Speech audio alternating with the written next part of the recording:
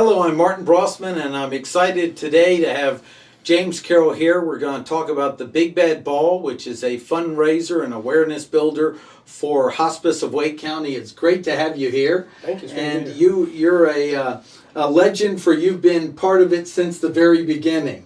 So I'd like to start and explain to people, how did this get going? I mean, we've got an event with a band, fundraiser, fun. It's just something you want to go to, and its mission is raise money and awareness for Hospice of Wake County. How did it all start? Right. Well, I was a member of the Capital City Club Young Executives, and right after 9/11, we had our end of the year dinner.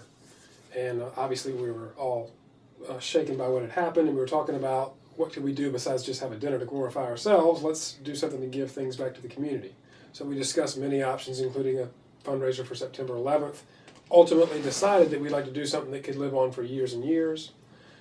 At the same time, the Young Executives found out that Hospice had lost one of their signature fundraising events called Oktoberfest, which was held at North Hills.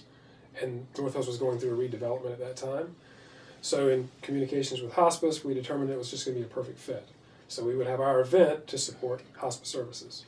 So did you approach Hospice? Did a committee go? And We did. In the committee, we talked about several charities. All were very worthy. But once we found out that Hospice lost that event, we really tried to focus on them, and they were thrilled. Excellent.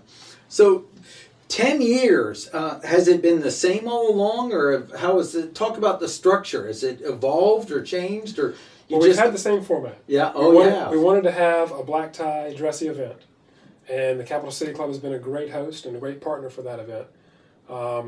And we have two bands in the beginning, early in the evening. We have a silent auction going on.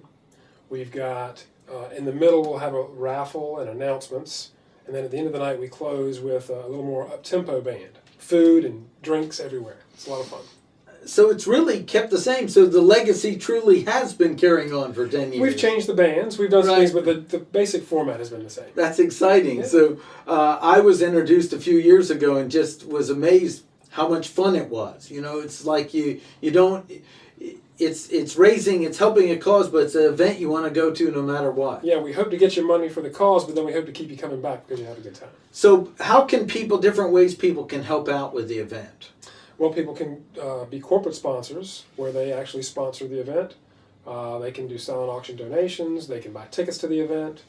Obviously, if they come into the event, we hope they spend money at the auction. That's a big fundraiser for us. And if they go to bigbadball.com, they can learn all the different opportunities there are to participate. So they can be a sponsor, they can contribute to it, and they can buy tickets and show up. And some people, even if they can't go to it, they bought the tickets and gifted them away to people, absolutely. which is a wonderful thing to do for clients and other people. Right. What are some of the things you enjoy the most? What in this time period? What has touched you the most about the Big Bad Ball? I think it's the group of people it touches.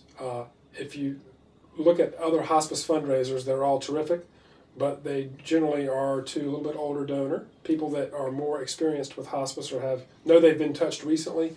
But the Big Bad Ball, because it was started with the Capital City Club Young Executives, reaches a whole new audience. Younger people. They might come for the fun, but they learn about hospice, and they realize that indirectly they've probably been touched by hospice through a family member or a friend who's been served. So that's been rewarding. And then just the different people that have been involved over the years. The same core people have been involved, but different people year after year get involved and get introduced to it. So what it's doing is it really is building awareness that all of us have in some way been touched by hospice. Right. And really how the event is a celebration of life, just like hospice is about working with people to celebrate the life that's passed and remember it. Right, absolutely. Let's walk through an event. So somebody buys their ticket online, right? They're ready to go, and then just walk them through how they would from there to the event, the experience. Well, they need to know how to get to the Capital City Club, right? So they'll just drive down there. They'll valet. They'll come up. Actually, they'll check in downstairs, come up, and they have choices early on. They can dance to a swing band.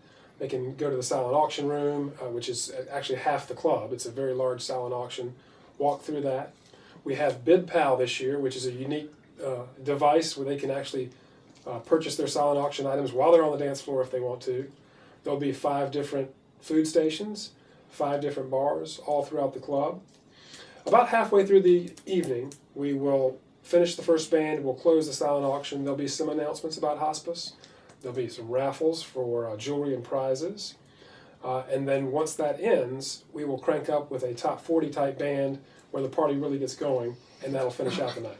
So that's a little different than many fundraisers. They usually kind of wind down. Right. You're actually winding up. Is Exactly. that right? That's exactly right. So it really is a breakout celebration that happens. And I came first as a customer and just thoroughly enjoyed the fundraiser and getting the classic rock and roll package I won. So Good. helped the cause along the way and just had great fun with it. And then just mention one or two things about helping out, because you've been on the board. That's the back end of it. Right. You know, your experience of being part of it and helping put it on. Well, it's a lot of fun. I mean, everybody works hard. Even though the event's once a year, the planning is almost year round.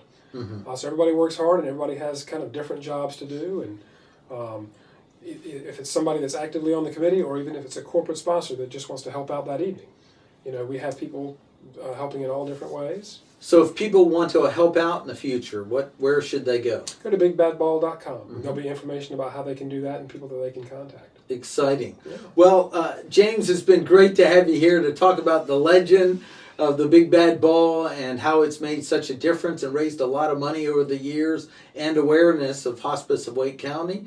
Thanks for coming by, and look forward to seeing you at the ball in the tux. I do as well. Thanks, Martin. Thanks. Okay.